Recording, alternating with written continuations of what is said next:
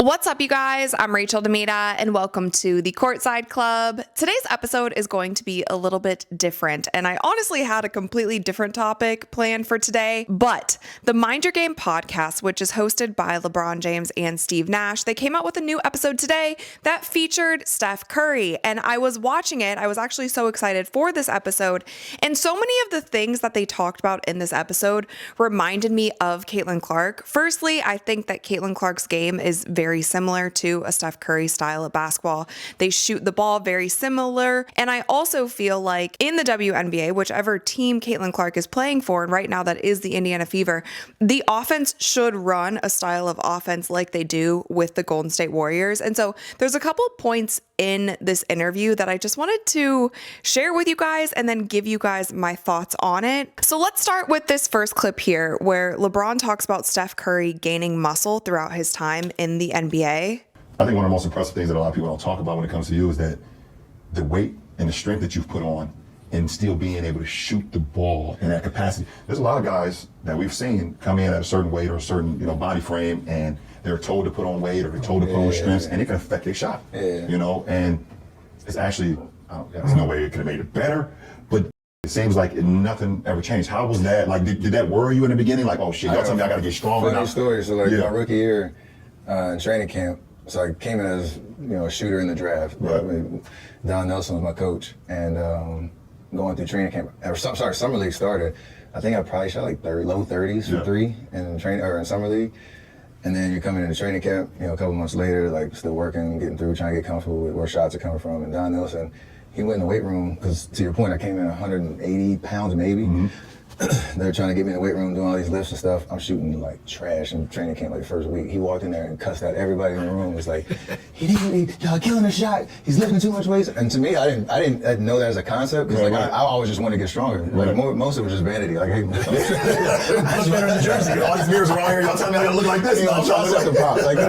I'm gonna stop it right there. They're talking about Steph's rookie season where he put on muscle and he started shooting the ball worse. And if you guys remember during the WNBA season when Caitlin Clark was in her shooting slump, again, we do not know why Caitlin was in such a slump this last season. It could have been because of the lingering injuries that she had. Of course, they jumped from leg to leg, but you have two of the best basketball players of all time sitting on this podcast right here and talking about gaining muscle mass to your body, how that can affect your shot. LeBron is somebody who even says there are guys that come into the league who need to put on muscle, and when they put on muscle, it changes their shot and they are not able to shoot the ball the way that they used to. This is something that we talked about during the season. We saw how Caitlin was in her rookie season and the way that she was shooting, just the same as she was at Iowa. And then going into her sophomore season, we saw the kind of bulk that she put on. Now, if you're not doing that at a sustainable rate, and Steph Curry, he said it here, he was like, I didn't know it could affect my shot like that. He put on so much muscle right away.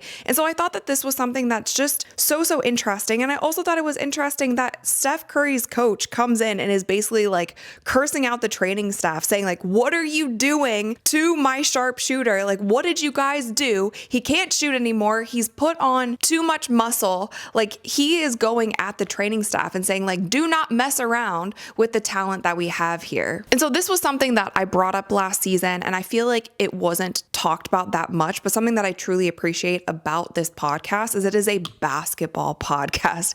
It's not all of the other things. Like, when you watch a show like this and you watch it with players, I think it's so fascinating because the guys who are on the show are at the best of the best. So just hearing their basketball IQ, and like they went over some highlights at the end of this, but you're hearing from the best of the best. And Steph Curry goes on to talk about like the full chain of events that happens when you're shooting the basketball. And that's also something that I talked about during this past season. And myself being a shooter, that was my best asset. That was the thing. I would have never had the chance to play in college if I didn't shoot the ball the way that I did. Like, I wasn't spectacular in any other part of my game besides shooting. And those little tweaks, if you get a little bit stronger in your legs, it changes your mechanics. You get a little bit stronger in your arms, it changes your mechanics, but then also your mobility. And it's something that at the pro level, shooting 35% or shooting 37% from three and shooting 30% from three is a very big difference. Now, this next clip I want to show you guys is when the former GM of the Warriors told Steph Curry that he needed to be shooting 15 threes a game. And now this was before the new age of the NBA when everybody is just shooting so many threes. Yeah. And now it's like It's not uncommon for like 3-4 guys on your roster to shoot hundreds of threes. Shot quality is still, jury's still out on where the league is. But Bob Marr's the first one who told me, like, yo, you should shoot 15 threes a game. I was like, wait, what? Like, you know how hard it is to get, to get 12 good looks up? Like, but he was one of those, like, why not? The math says, 15 threes for you is great. Like, the whole deal. So you start thinking about it, but yeah, the game is morphed crazy. But what was it? Was it that conversation? Was it Stevie Kerr? Like, what was the impetus behind taking up 200? The way that we created shots was a big part of it. The offense that he instilled, where it was less, traditional pick and roll, less pick on game, movement, more pinch movement, post to pass, all that stuff. Where you're creating, the concept of all 15 threes is cool, but they're not all created equal in terms of game pressure, the rhythm and flow of how is it one pass shot? Is it the ball's changed side 3 times and you're coming off and you move, touched it, got back, relocated. That's a different shot percentage-wise than the exact same shot from the exact same spot on the floor in a different context. So we started to understand that a little bit, and it just catered to my natural style of seeing the game, like to the point of your influence, Reggie, the way that I could get it both ways on the ball and off the ball. So as crazy as 200 extra threes in the season sounded, it didn't feel natural. Like it, Felt like a normal evolution. 100%. So let's talk about this offense, right? What Steph Curry is basically saying here is that the Warriors catered the offense to his style of play. They saw what was working for Steph, and they also just instilled the confidence in him. Like, imagine the GM coming up to you and being like, you should shoot 15 threes a game. Like, why not? You're only shooting 7, 8, 10, 12 at this point. Why not shoot 15? And Steph Curry talks about he went from one season shooting a certain amount of threes to the next season. He shot over 200 more threes in that next season. And this is where Steph Curry starts to make leaps in his career. He's shooting more threes, but he's also becoming a greater player. The Warriors are starting to win. Like, all of these things contribute to a winning system of basketball because they are setting up the style of basketball for a player like Steph Curry, for a player who is changing the game with the way that he plays, the generational shooter and talent that is Steph Curry. And I think there's also been this like really weird like efficiency police in the WNBA. So many WNBA media and fans are just like obsessed with efficiency and like making sure that you're not taking too many shots and you're not players like this. There are going to be games. There's been games where Steph Curry has had 2 points. There have been games where Steph went like 1 for 13 from 3. Like, you are going to have those games if you are a player like that. And there's this weird like mentality I feel like that is all throughout the WNBA. They're literally the efficiency police and literally the turnover police. And if it's like, if you're not the most efficient player on the floor, then all of a sudden you're doing something wrong. But again, I just thought this story was so interesting because we didn't know that was happening behind the scenes, but you can just see how much the Warriors just put all of their trust into Steph. And I feel like with Caitlin Clark, we maybe haven't seen the same thing. At least we haven't seen those things publicly. Like, she has come out in interviews and said that she was reprimanded for throwing certain passes, or like, hey, maybe that isn't the best shot that we could have taken in that possession. And the mindset around these two players, which I feel like when you have a player like Steph or you have a player like Caitlin, it should be similar. You should be instilling so much confidence in that player. It's been handled differently, at least from what we know publicly. The next clip I want to share with you guys is about Steph Curry's off-ball movement. So listen to this. Over a certain period of time in your career, your team's rim attempts when you're on the floor are 45% of your shots. That's not from you diming someone at the rim. That's from your movement. Chaos. When you're off the floor, it's still pretty high, but it's down to 27%. That's pretty good. So your influence is 18 percentage points on rim attempts, and that's not from you. That's just people's respect for your gravity, the game plan of, do we switch, do we bump, do we show, like you staying at home, like you talked about screening, they don't want to leave your body. The decisions, we got some clips to pull up here of the finals. Oh yeah. It's most dangerous. He doesn't have the ball.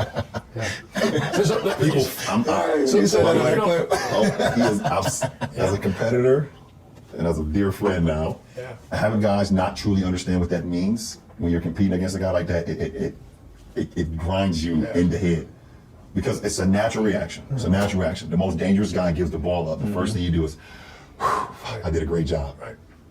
He is most dangerous when he gives the ball up. I'm going to stop it right there because this clip right here reminded me of so many media personalities and fans and whatnot just saying that the Indiana Fever are better when Caitlin Clark is not playing. And then you look back to when she's on the floor, what is actually happening when she's on the floor. Obviously, she's a ball dominant player, just like Steph Curry is a ball dominant player. They like the ball to be in their hands. Both of them play the point. Steph Curry plays a little bit more of the two than Caitlin at times. Again, at times, but Steph Curry predominantly has the ball in his hands. But both of these players love to have the ball in their hands, but when they do give it up, it changes the spacing on the floor. It changes the way that other teams have to play defense. And then at the same time, like LeBron was saying here, he's like, if you're guarding Steph and he passes up the ball, you feel like you have done something, like you have accomplished something, but your work is just getting started. And then Steve Nash mentions here, like the amount of rim attempts, 45% when Steph is on the floor, it drops to 27 when he's not on the floor. And that is something that's so similar, even when you see the dynamic between Caitlin Clark and Aaliyah Boston, how much more Aaliyah Boston gets involved when Caitlin Clark is on the floor. And a lot of that is because just the spacing that she creates, the kind of chaos, like Steph said, the kind of chaos that's on the court, just simply when she is on there, when she's cutting, when she's screening away, when she has the ball in her hand, when she passes it away. And so I thought this conversation overall was just so very interesting. And if you're nerdy about basketball like I am and just like to hear from greats talking about their craft, like Steph Curry to me is one of the most fascinating NBA players because he did change the game. He changed the game because he spread the floor. He showed players that you don't have to shoot right on the 3-point line. Like he was taking a couple steps over half court and shooting those 3-pointers. Like he plays with such an energy and an excitement that got a lot of casual fans involved. And he did all of this at being 6'2", being on the smaller side. But then you get to hear what's happening behind the scenes and you hear how much of the Warriors organization, the coaches, his teammates, they're all instilling that confidence in him and saying like, Steph, you need to be you to the fullest ability that you can possibly be. If you need to add some strength, we need to do it so very slow because we are not going to sacrifice your shooting. Like we will protect your shooting before we worry about you being bulky. Like we will protect you. Across the board, you guys, I hope that you enjoyed this video, but I saw this podcast episode and I was like, I got to talk about some of these things because even in WNBA off season, like all of the discourse at this point in time has been anything but basketball. And you guys, it's pushing me over the edge. Like I'm this close to being like, I will talk about the WNBA when and if they're back in season. Otherwise, I do not care. Like, I don't care about the off-court stuff. I don't care. I really don't care. It's been nothing but drama so much. And so anyway, I wanted to get back to the basketball for this one, and I thought that this would be a fun way to do that. So if you enjoyed this video, then please give it a thumbs up. Click that little subscribe button because we upload new videos every single week. And also, you guys, there's this new feature on YouTube where you can actually hype videos. So if you wouldn't mind doing that, that actually really helps me in the algorithm as well. If you want to get this video pushed out to more people who you think might be interested in it, just go ahead and give it a good hype. But with that, you guys, that's all I have for today. And I will see you next time. Ooh, yeah.